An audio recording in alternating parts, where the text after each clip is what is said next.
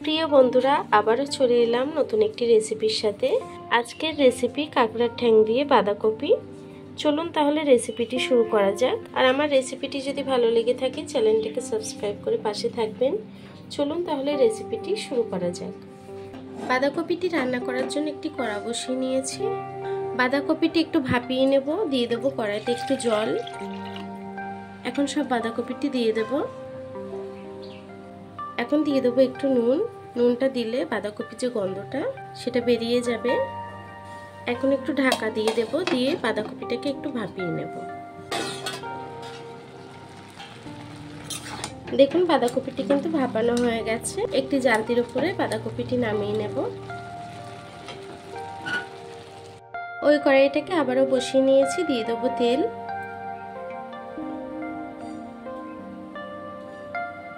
তেলটি গরম হয়ে গেছে। দিয়ে দেবো পেঁয়াজ কুচি।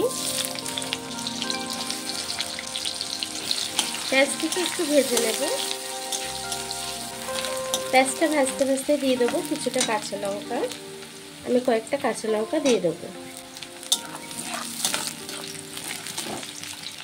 এখন দেবো 1 চামচ রসুন বাটা। রসুনটাকে দিয়েও কিছুক্ষণ রান্না করে নেব। রসুনের কাঁচা গন্ধটি যতক্ষণ না চলে যাচ্ছে। পেঁয়াজ আর রসুনটা ভাজা হয়ে এসছে কিছুটা। এখন আমি দিয়ে দেবো একটু আদা জিরে বাটা, অল্প করে দেবো। আদা জিরে বাটাটাকে দিয়ে কিছুক্ষণ রান্না করে নেব।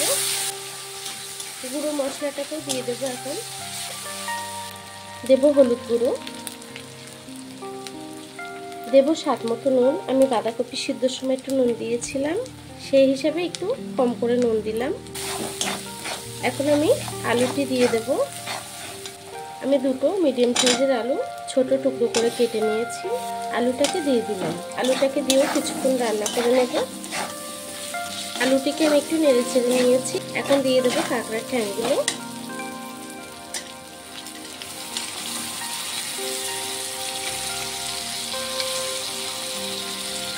কাঁকড়ার ঠ্যাংকে দিয়ে দিয়েছি। এখন সব কিছুকে একসাথে কিছুক্ষণ রান্না করে নেব। আলু আর কাঁকড়ার ঠ্যাংটাকে আমি কিছুক্ষণ কষিয়ে রান্না করে নিয়েছি।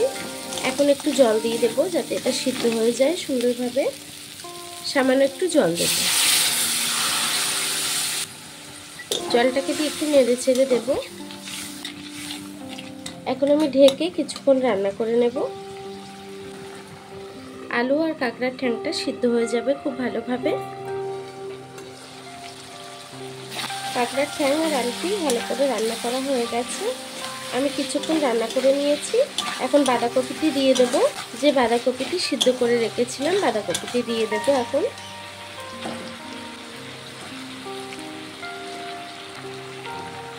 বাঁধাকপিটাকে দিয়েও একটু নেড়ে ছেড়ে আমি কষিয়ে রান্না করে নেব।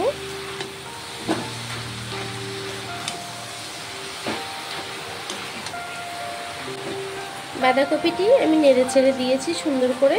এখন আমি ঢেকে বাঁধাকপিটিকে রান্না করে নেব।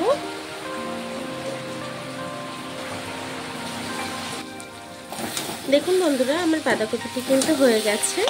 এখন আমি বাঁধাকপিটিকে নামিয়ে নেব। গ্যাসটিকে বন্ধ করে দেব। তরকারিটিকে এখন নামিয়ে নেব।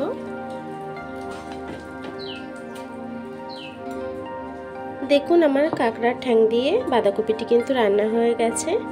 সিম্পল এই রেসিপিটি খেতে কিন্তু অসাধারণ হয়।